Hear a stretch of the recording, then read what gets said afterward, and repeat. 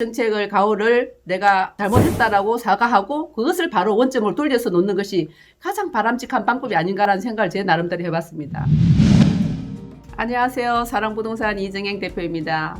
지난 2월 4일 공공주도 3080 플러스 대도시 주택공급 확대 방안 발표가 있었는데요. 공급 정책의 주요 내용들과 앞으로 어떻게 진행될지에 대해서 알아보고 예상되는 문제점도 함께 생각해보는 시간 가져보겠습니다. 압도적인 물량 공급으로 수급 불안 심리를 해소하겠다는 건데요. 매수 심리가 높아진 이유는 수요층의 불안 심리거든요. 그것을 무시하기 어렵기 때문에 공급 물량 수급을 많이 발표함으로써 불안감을 해소해 주겠다는 그런 뜻으로 보입니다. 정부에서는 관계부처 합동으로 2025년까지 서울은 32만호, 경기 인천이 29만호, 5대 강력시가 22만호, 조합 83만호인데 여기서 서울 32만호라는 것은 분당 신도시 3개 또 강남 3구 아파트 수와 유사한 숫자입니다. 엄청난 숫자죠. 행정정책을 아주 간소화해서 건설 기간을 획기적으로 단축하겠다. 일반적으로 정비사업이 보통 13년 이상 걸리는데 이것을 5년 이내로 단축하겠다거든요. 여기 방배동 7구역 같은 경우는 2006년도에 정비구역을 지정돼서 2021년 1월 달에 조합으로 설립이 됐거든요. 거의 14년이 걸렸던 걸 감안한다면 정비사업이 시간이 많이 걸리는데 이것을 5년 이내로 단축하겠다. 3040 세대의 실수요자를 위한 청약 제도를 개편하겠다라는 건데요. 보통 공공분양 주택은 임대 비율이 높고 100%를 청약 저축 해수라든지 납입금으로 뽑는 순차제잖아요. 그러다 보니까 오랫동안 늦지 않고 점수가 낮은 사람들은 청약을 넣는다 하더라도 거의 로또 수준이잖아요. 그래서 이번에 그러한 30대 40대를 겨냥해서 분양주택 비율을 80%까지 상승시키고 일반 공급 비중을 15%에서 50%까지 상향을 했어요. 또 일반 공급 중에서 85평방미터 이하는 30%를 추첨제로 하겠다는 거지. 그 부분이 가장 현실적인 방안으로 평가되고 있습니다. 일반 공급 비중을 확대하는데 그게 무조건 이렇게 하는 것이 아니고 추첨제 참여 요건이 있어요. 3년 이상 무주택자 세대 구성원으로 제한합니다. 그래서 3년 동안 무주택자에 한해서는 청약 가점제가 아니니까 추첨으로 뽑힐 수 있는 그런 기회가 제공되었다라고 보시면 됩니다. 그 대신에 이제 전용 85평방미터 이상은 배남이 없어요. 기존에도 가점제 50%, 추첨제 50%였는데 이번도 마찬가지 가점제 50%, 추첨제 50%입니다. 그다음에 이제 두 번째가 과감한 규제 핵심과 개발 이익을 공유하겠다는 건데요. 공공 재개발을 할 때 기부 체납을 완화하고 초과 이익 부담을 부과하지 않고 사업 기간을 최대 5년 이내로 간소화해서 토지주의 추가 수익을 보장해서 생활 SOC를 확충하고 세입자도 보호하고 임대주택보다 이제 자가주택 비율도 높이겠다. 공공임대가 들어오면은 이제 싫어하는 부분이 있기 때문에 이 부분을 좀 완화한 것 같아요. 과감한 규제 핵심을 하되 개발 이익은 공유하겠다. 토지주에게는 10%에서 30% 추가 수익을 더 드리겠다. 리스크가 발생하는 것은 다 공공이 부담하겠다. 이런 부분으로 지금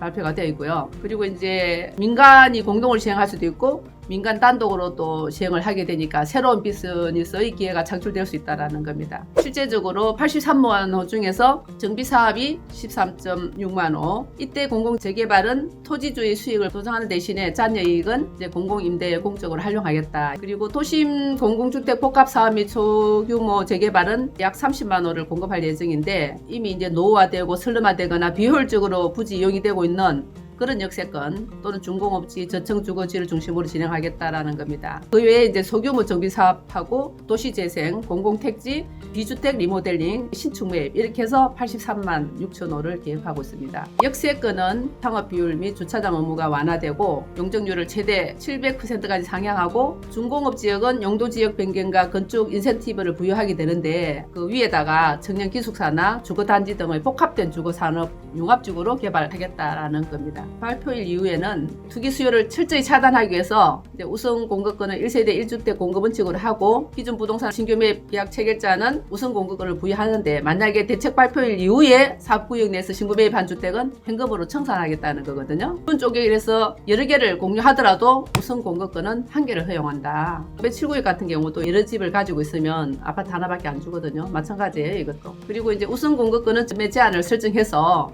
우선 공급 계약일로부터 5년 내에 투일 가열지구 우선 공급이라든지 정비사업조합원 분양이 불가능합니다. 그리고 발표난 지역에 대해서 토지거래 허가구역 지정을 해서 실거주나 실경영 목적이 아닌 부동산의 매입을 제한하겠다. 사업예정구역 및 인거지역에도 이상거래가 생기면 투기수에 대한 실거래 기획조사도 하고 현장 점검도 강화하겠다. 이렇게 투기에 대해서 강력한 방지를 하겠다. 이런 대책을 내세웠는데요. 문제점을 생각해 보겠는데요. 현실성 부족입니다.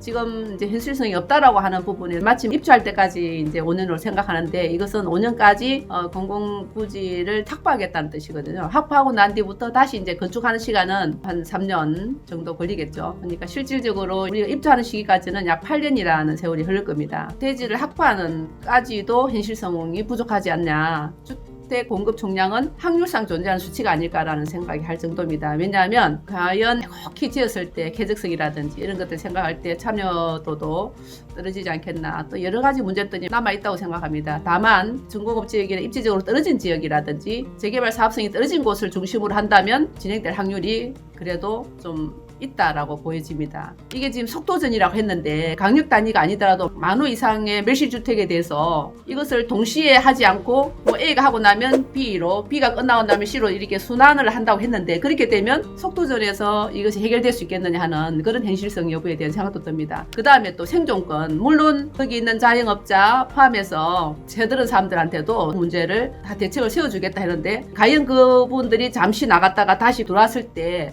그 상가 가격이 새로운 가격이 얼마나 되는데 다시 들어온다라는 것은 현실적으로 정말 맞지 않는 내용인 것 같아요. 그까지 리스크를 공공이 부담한다고 하는데 그 부분에 대해서도 한번 생각해 볼 필요가 있다. 초과이익 한수제 배제를 통해서 토지주의 이익을 극대화하겠다. 그러면 기존 재건축 아파트와 형평성 문제, 물론 그 부분에 대해서 이익을 준다고 하지만 많은 부분을 기부 체납하는 게 있어서 이런 부분까지도 좀 문제점으로 나타나지 않겠냐. 그리고 지금 3기 신도시의 플러스 알파라고 26만원 추가로 공급하는 부분도 그렇게 얘기를 하고 있지만 3기 신도시와 차별되는 일반 추첨의 물량의 확대가 대해서도 그 원칙에서 좀 일관성이 있지 않다라는 생각도 해봅니다. 그 다음에 아파트에 국한된 투기 수요가 연립이나 빌딩으로 확산할 수 있는 문제도 있다. 그리고 주택가격 안정화에 있어서도 시행하는 지역에 있는 이주 수요 때문에 전세가가 또 이렇게 오르지 않나. 전세가가 또 오르면 또 매매가의 연동성이 문제가 있지 않겠나. 이런 집행 시기도 정권 말기잖아요. 지금 1년여 남았는데 차기 정권으로 넘어갔을 때 이행 가능성이 있는지 여부도 한번 생각해 볼 필요도 있고,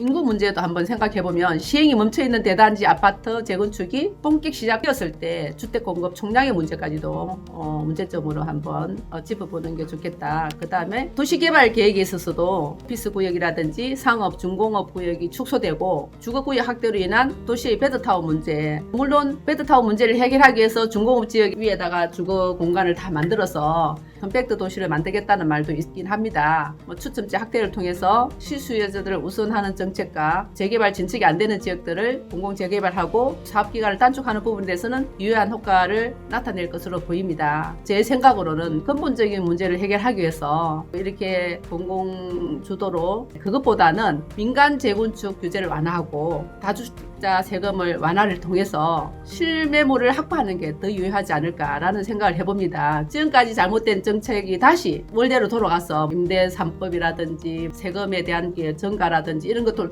통해서 사지도 못하고 팔지도 못하고 이러한 정책을 가오를 내가 잘못했다라고 사과하고 그것을 바로 원점을 돌려서 놓는 것이 가장 바람직한 방법이 아닌가라는 생각을 제 나름대로 해봤습니다. 이러한 것들에 대한 것이 사실은 탁상 토론으로 끝나는 일이 아닌가. 위에다 보고하는 것은 좋겠지만 과연 이것이 실현이 될 것인가 하는 의문은 가지게 됩니다. 함께해 주셔서 감사드리고요. 늘 건강하시기 바랍니다. 감사합니다.